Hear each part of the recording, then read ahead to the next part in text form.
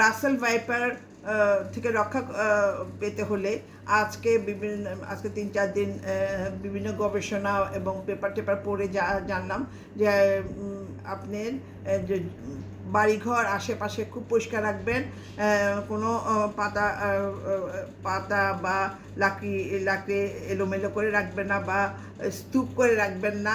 স্তূপ করে রাখলে ওই যে পাতার ভিতরে ঢুকে যায়।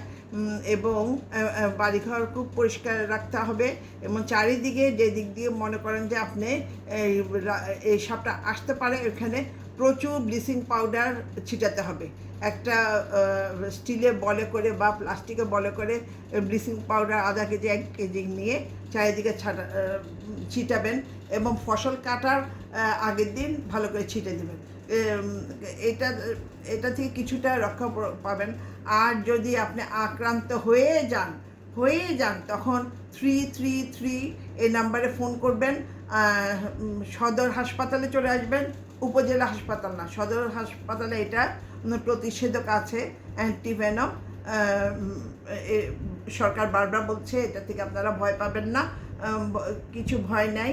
এবং আর যদি প্রত্যন্ত অঞ্চলে হন তাহলে যদি 333 সাথে যোগাযোগ না করতে পারেন তাহলে 999 এর সাথে যোগাযোগ করবেন। আর যত দ্রুত সেটা ট্যাক্সি হোক বা হোন্ডা হোক তাকে সদর হাসপাতালে নিয়ে যাবেন। একমাত্র সদর হাসপাতালে এই এই সাপের প্রতিষেধক পাওয়া যায়। ভয়ের কোনো কারণ নাই। ধন্যবাদ জানাচ্ছি।